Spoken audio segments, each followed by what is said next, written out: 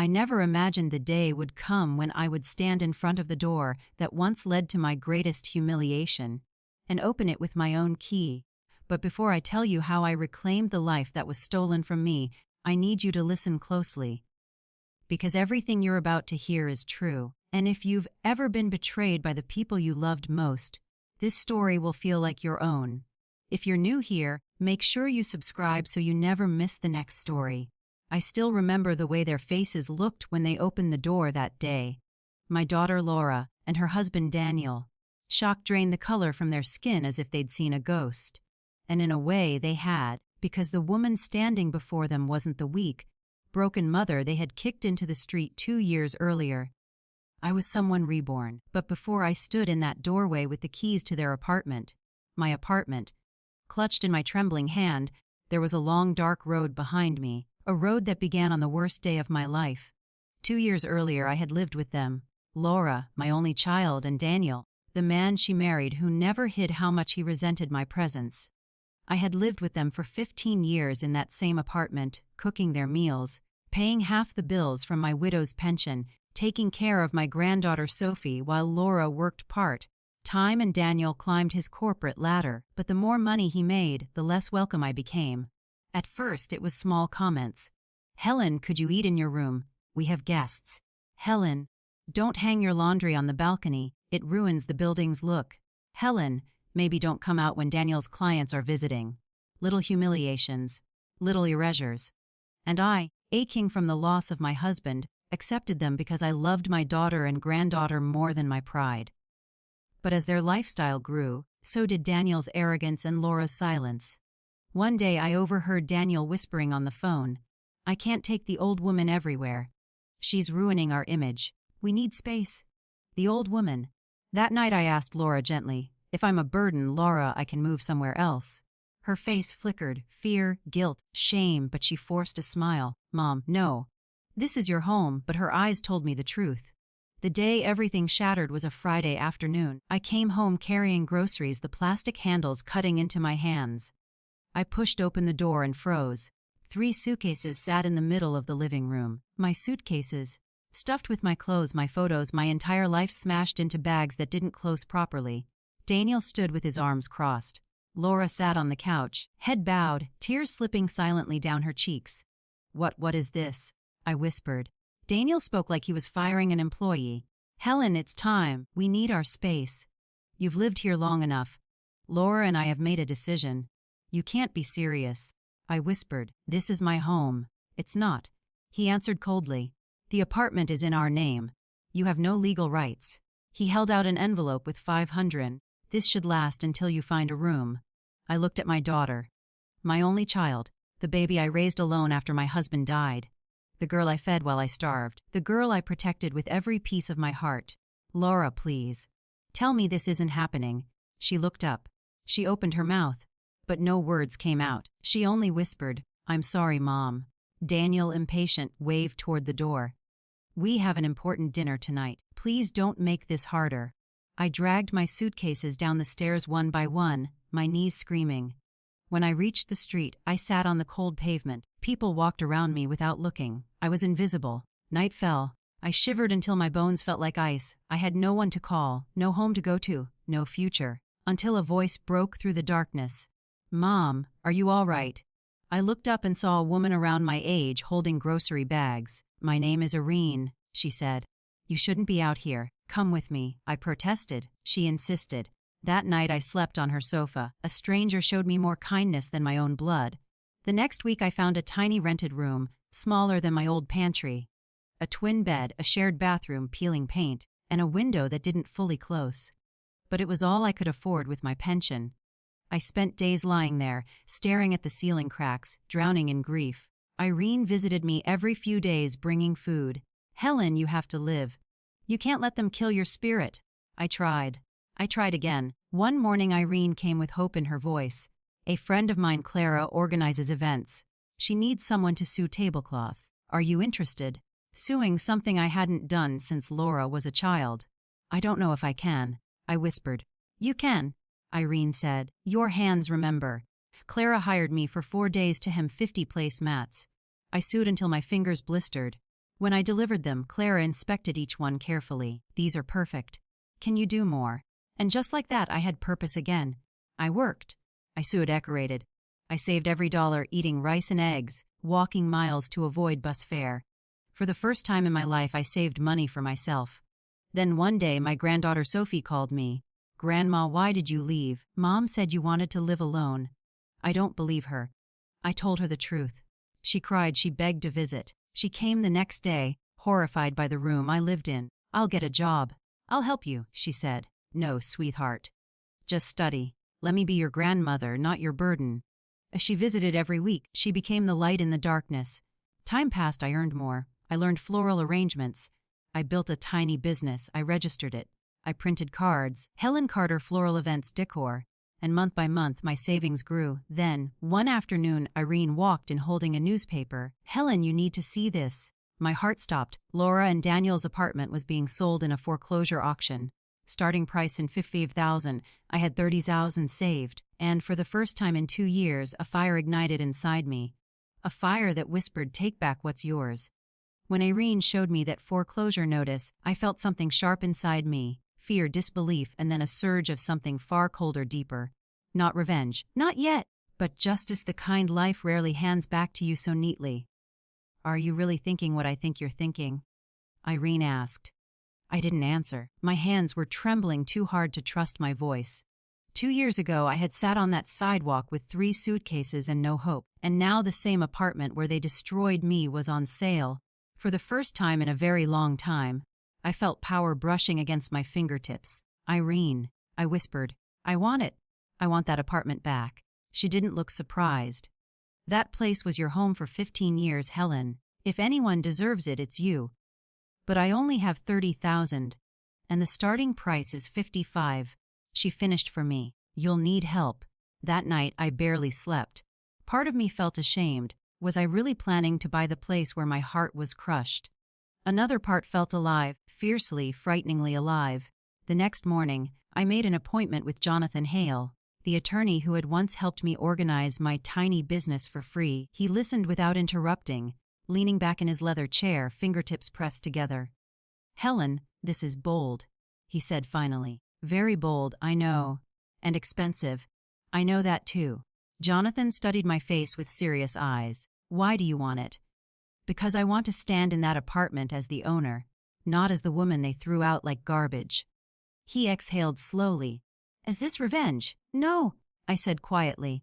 "It's closure. It's me taking back the part of my life they stole." Jonathan nodded, as if that was the answer he needed. "We can try. You have good financial records for a small business owner. With your savings as collateral, you might qualify for a loan to cover the difference." "Might. No guarantees." "I'll take it." The next week was a whirlwind of bank visits, paperwork, signatures, and nerves. Jonathan accompanied me to every meeting, explaining things I didn't understand, pushing the bank harder than I would have dared. Finally, 2 days before the auction, the bank approved a $30,000 loan, 10 years to pay it off, manageable interest. No cosigner required. When the loan officer handed me the approval letter, my vision blurred. Me, a woman they once called burden. Me, a woman who used to choose between medicine and groceries. Me, a woman who worked with calloused hands and second-hand tools. I had the power to buy a home. I cried in Jonathan's office that day. Quietly, but he pretended not to notice. "Now," he said, handing me the bitter paddle, "all you have to do is win." The day of the auction, Irene came with me. The courtroom was cold, filled with investors in suits who glanced at me like I didn't belong. Maybe I didn't, but my heart did. When they announced the Jasmine Court apartment, Laura and Daniel's place, my breath caught. Starting bid of 55,000. A man in a gray suit raised his paddle. 55, I raised mine. 56, he countered. 57. I went to 58, he went to 59. Every number felt like thunder in my skull. My stomach clenched with every bid. I was bidding years of work, sleepless nights, and every sacrifice I'd made since the day they threw me out. Finally, he went to 60,000. I hesitated, just a second. 60 was my absolute limit, but I lifted the paddle. 60,000. The man studied me, as if trying to decide whether someone like me could possibly go higher. He lowered his paddle. My knees almost buckled. 60,000 going once, twice sold. Irene squeezed my arm. Helen, you did it. I sat down because I couldn't trust my legs to hold me. The world felt distant, muffled. I wasn't sure if I was going to faint or laugh. 3 days later, when the paperwork was finalized, Jonathan placed the keys in my palm. "Congratulations," he said. "You're a homeowner." Homeowner, a word I thought I'd never hear again. But even holding those keys, I wasn't ready. I spent the entire night awake, imagining the confrontation.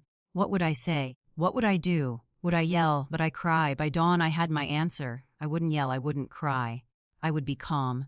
Because true power, I learned, was quiet. The next morning, I dressed carefully. Cream blouse, dark pants, makeup. A neat hairstyle. A woman with dignity, with purpose, with a spine made of iron forged from suffering. I took a taxi to the building. Every step up those familiar stairs felt like walking through the ruins of a past life. Memories clung to the walls. Sophie's laughter, Laura's smiles, dinners cooked with love, moments I once cherished. Moments they would later weaponize against me. Outside the door I heard voices, Laura's anxious, high-pitched, Daniel's tense, frustrated. I lifted my hand and knocked. Silence, footsteps. The peephole slid open. A gasp, the lock clicked. Slowly, painfully slowly, the door opened. Daniel stood there, disheveled, pale, almost gray. "Helen," he whispered, voice trembling. "Is that really you?" Then Laura appeared behind him, thinner, hair messy, eyes swollen. "Mom?" she breathed. "Mom, you—" "Oh God, Mom, you came! You came to help us." She took one step toward me, arms open, hope bursting across her face. And I lifted my hand, stopping her. Just a small gesture, but it froze her in place. "I didn't come to save you," I said softly. "I came to take back what's mine." I raised the keys.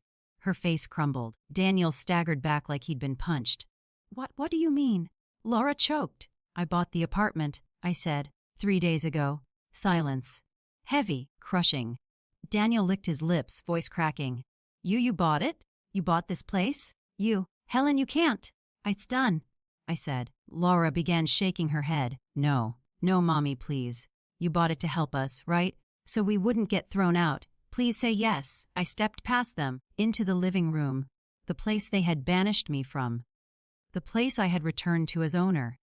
The morning after Laura's broken voice trembled through the phone, I didn't sleep at all. I sat on the edge of my bed in my own small room, staring at the wall as dawn crept slowly through the thin curtains. It had been almost a month since the eviction notice forced Laura and Daniel into panic. In those weeks, I kept my distance. I didn't go near the apartment. I didn't ask about them. I didn't interfere. I let the days pass like water smoothing the jagged stones of my heart. But when Laura asked me to come inspect the apartment on their last day, I knew I had to face it one final time. I arrived exactly at 3 o'clock, wearing the same cream-colored blouse I had worn the day I first confronted them as the owner. It felt symbolic, closing the chapter with the same dignity I walked in with. Laura opened the door before I could knock twice. She looked smaller, not physically, though she was thinner, but spiritually. Her shoulders sagged in a way I had never seen. The brittle, defensive tone she used to cling to around Daniel was gone. Every part of her seemed stripped bare, as if the month had peeled away layers of denial and fear. "Come in, Mom," she whispered. The apartment was empty, completely empty. The elegant furniture Daniel once flaunted was gone. Boxes had disappeared. Floors were swept, windows wiped. Even the kitchen counters were cleaned, though faint rings from old glasses still clung to the surface like scars. A hollow echo followed each of our footsteps. I wanted to leave it respectful," Laura murmured. "You deserve that." I walked room to room. My old bedroom, now just bare walls and dust. Sophie's room, empty shelves and nothing but a faint imprint on the carpet where her bed once stood. The living room, wide, open, stripped of judgment and noise. "It's acceptable," I said quietly. Laura let out a shaky breath, almost relieved.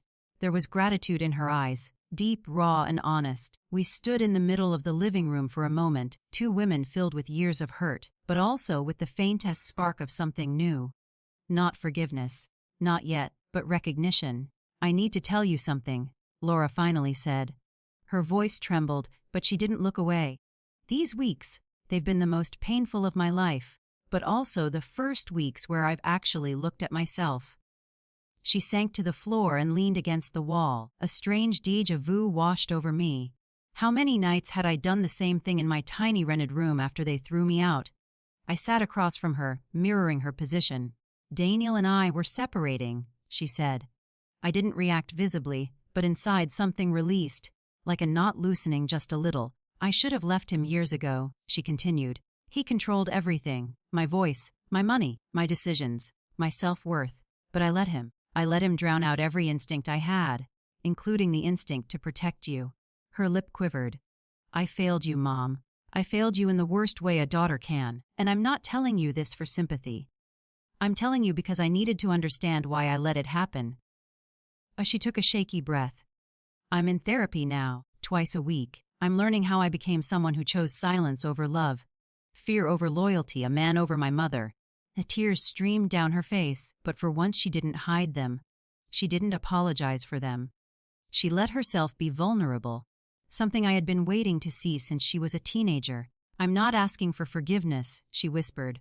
I want to earn it, one day, if I can.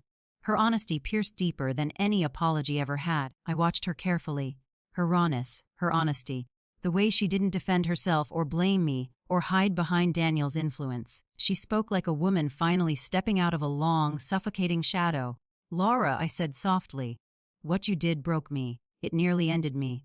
But you're right. You can't rebuild what you don't first acknowledge. She nodded, wiping her cheeks. I don't expect us to ever go back to what we were. That mother-daughter bond died the day I watched you walk out with your suitcases. But maybe something new can grow. Slowly. If you want it. She looked up, hope flickering beneath the pain.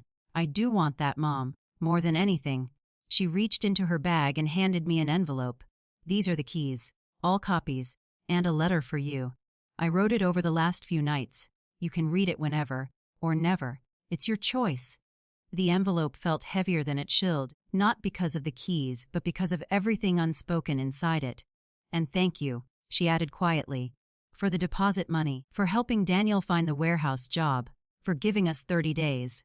You didn't have to do any of it. No, I said. I didn't. But I chose to. Not for you. For myself.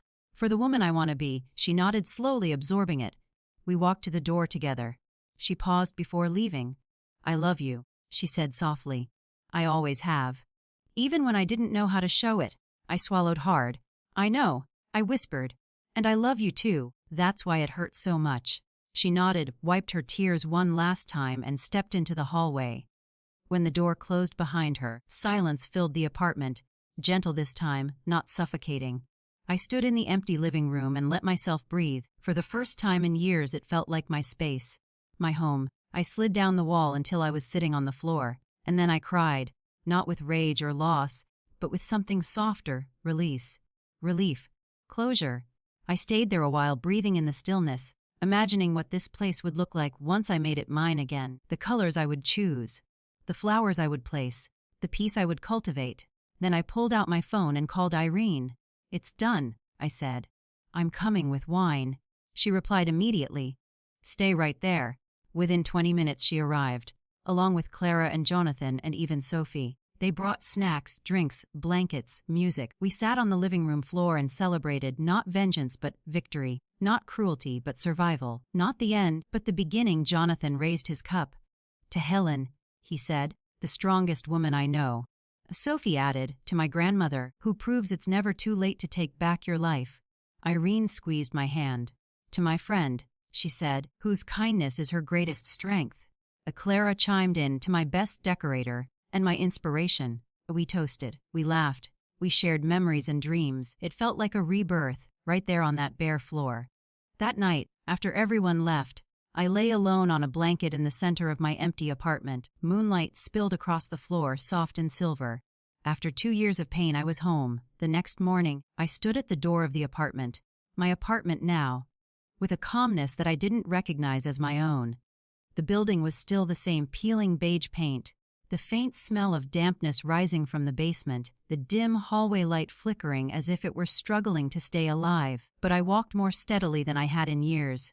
Every step echoed with 2 years of pain, sacrifice, resilience, and quiet victories.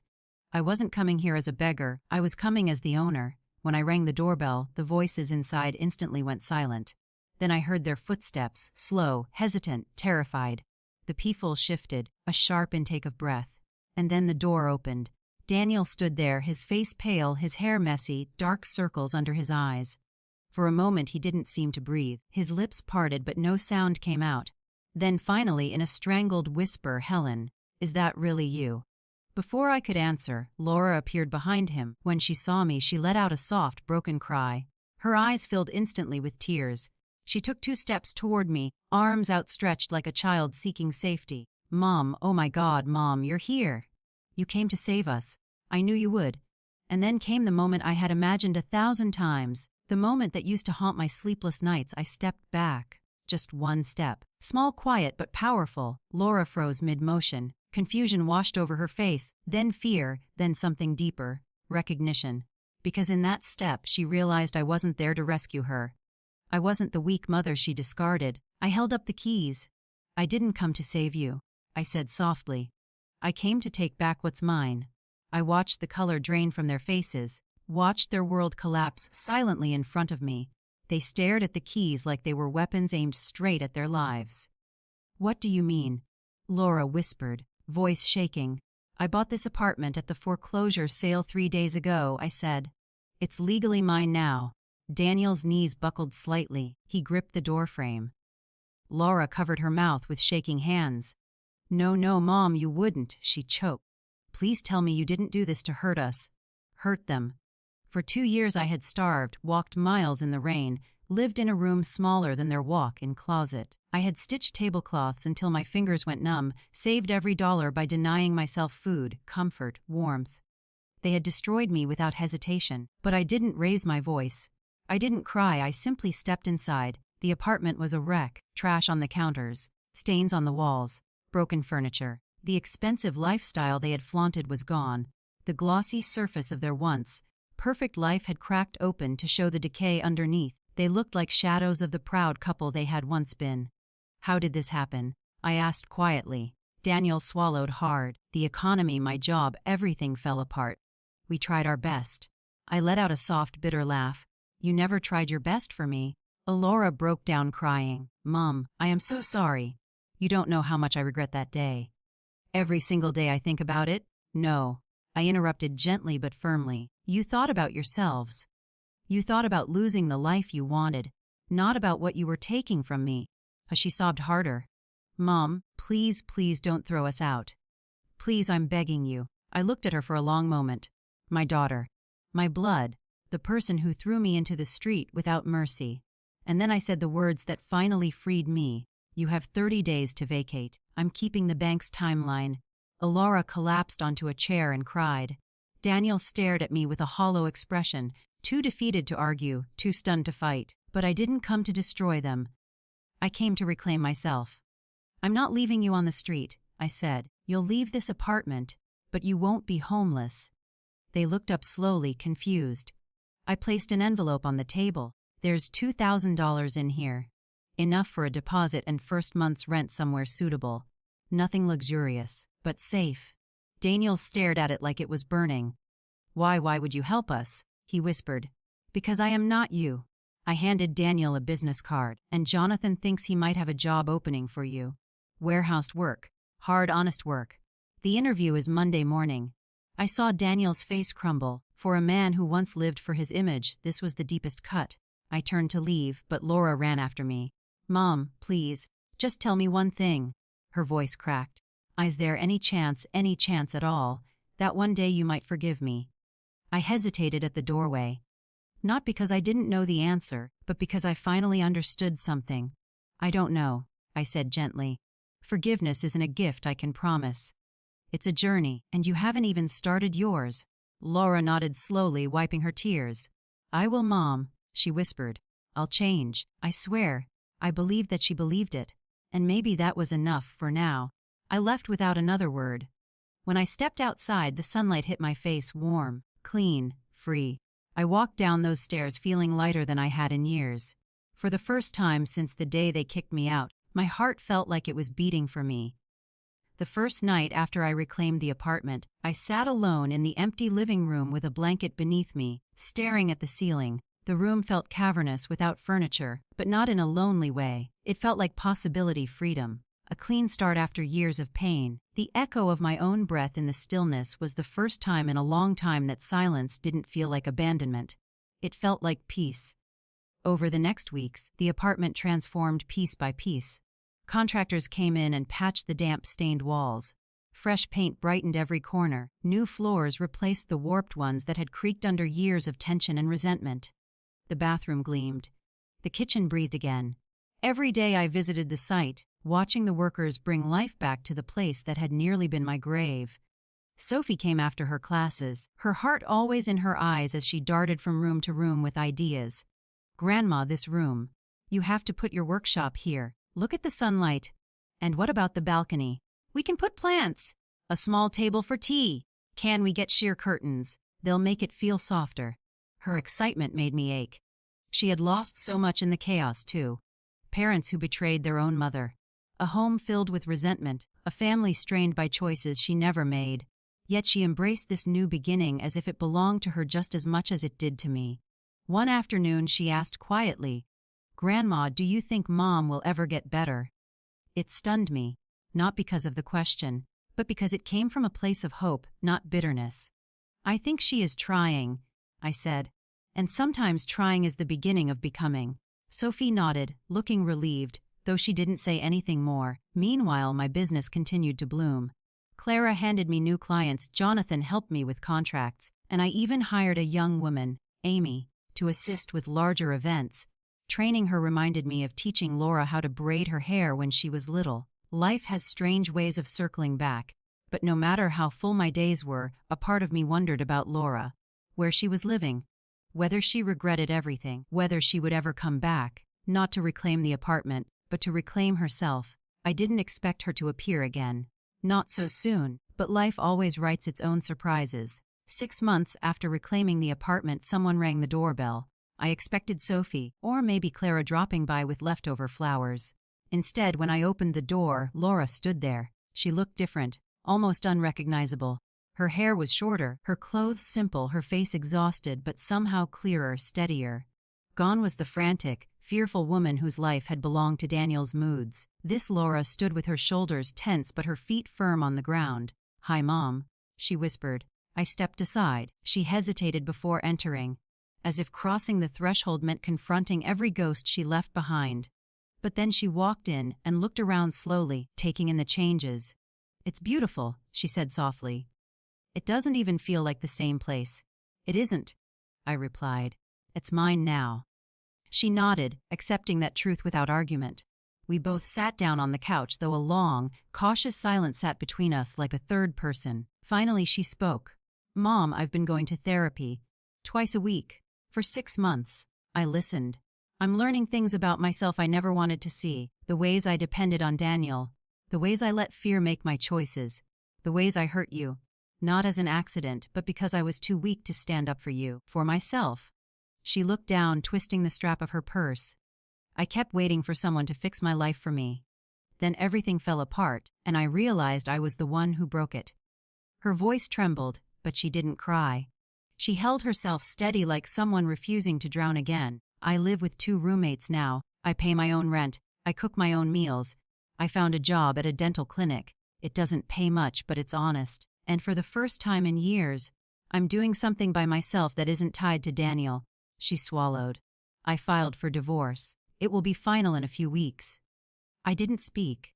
I could see this confession came from a place deeper than guilt. It came from transformation, the kind that takes darkness and bends it into light. She reached into her purse and handed me an envelope. "This is $500. I know it's nothing compared to what you gave me, but it's the first payment. I want to pay you back the $2,000. Not because you asked me to, but because it's the right thing. I need to do right things now." I took it gently. "You don't owe me money, Laura." "I know," she said, "but I owe myself the person I should have been." Her words hit me harder than any apology she could have given. We sat in silence for a moment, not awkward this time, but fragile, like walking across a bridge that had only just been rebuilt. Then from the kitchen, Sophie appeared, holding a plate of freshly baked cookies. "Mom," she whispered. Laura stood and hugged her. Sophie stiffened at first, then melted into her mother's arms. I watched them, feeling something inside me ease. Not forgiveness, not yet, but maybe permission. Permission to hope. After an hour of gentle conversation, Laura got up to leave. "Thank you for letting me come," she said. I know dinner isn't a full reconciliation, but it's a beginning," I said softly. Her eyes filled with tears, but she blinked them back bravely. "That's more than I expected," she whispered. "Thank you." When the door closed behind her, Sophie turned to me. "Grandma, are you okay?" "Les," I said. "For the first time in a long time, I am." She hugged me tightly. There in that small kitchen, everything smelled like hope, warm, sweet, fragile, and real. That night, lying in bed, I replayed the entire journey in my mind. The street corner where I cried with 3 suitcases, Irene's kindness, Clara's opportunity, Jonathan's guidance, Sophie's unwavering love, and now Laura's slow steps toward redemption. Life had taken everything from me, and then given me everything I needed to build something better. Not revenge, not victory, rebirth. When Laura left my apartment that night, her shoulders small, her steps uncertain, I stood in the doorway long after she disappeared down the hall. I didn't know what the future held for us. All I knew was that something had shifted. Not forgiveness, not yet, but the first quiet inch toward something new, something earned. For the next few months, life settled into a gentle rhythm that felt like healing. Sophie and I lived together like 2 pieces that had finally found the right place to fit. Our little apartment, mine now, ours, became warm, filled with sunlight and flowers and sometimes laughter. Sophie would come home from classes, talking a mile a minute about projects, friends, exams. I'd work on my floral arrangements at the table in the 2nd bedroom. Her idea, surrounded by buckets of roses, lilies, eucalyptus, ribbons, and the soft sound of her humming from the kitchen. Some nights we ate dinner on the balcony, warmed by golden light, looking at the city instead of hiding from it. I had never imagined I would get this far. I had never imagined I would build a life again. But I had, and it was mine. One Thursday evening, I came home from a small event I had decorated, a retirement party in a modest community hall. When I opened the door, the smell of baked pasta drifted toward me. "Grandma, you hungry?" Sophie called from the kitchen. "I'm always hungry when you cook," I said. She grinned over her shoulder. "Then you'll love this." I tried a new recipe.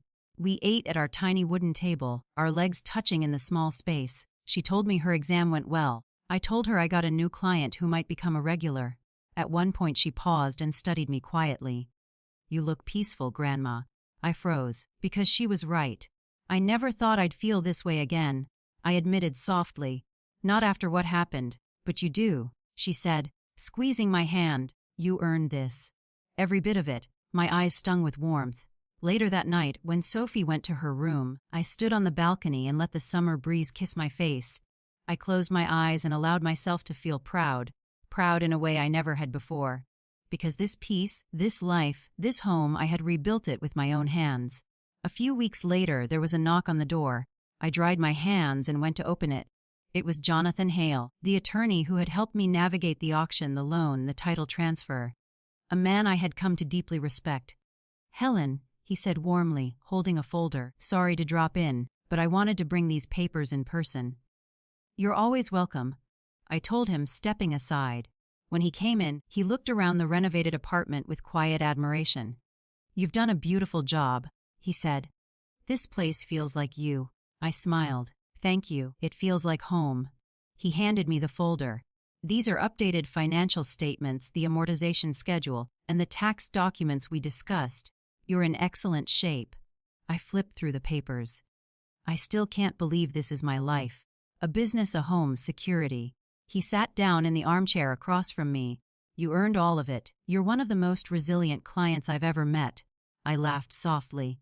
Resilience wasn't a choice. It was survival. "Well," he said, "sometimes survival is the bravest choice." His words lingered.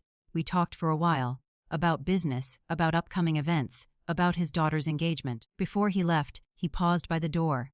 "Helen," he said gently, "you know you can always call if you need help. Not just legally." Warmth filled my chest. "Thank you, Jonathan. That means more than you know."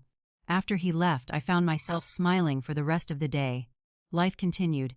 My business grew steadily. Clara, who had once been my only lifeline, now called me for joint contracts. A small church hired me for all their holidays. A school hired me for graduations. Couples hired me for weddings. Every bouquet I crafted felt like stitching another piece of myself back together. Still, Laura stayed in the background, reaching out only occasionally, a message, a brief call, a slow, careful rebuilding of something fragile, until one Saturday morning when she appeared at my door unexpectedly. "Mom," she said softly, "may I come in?"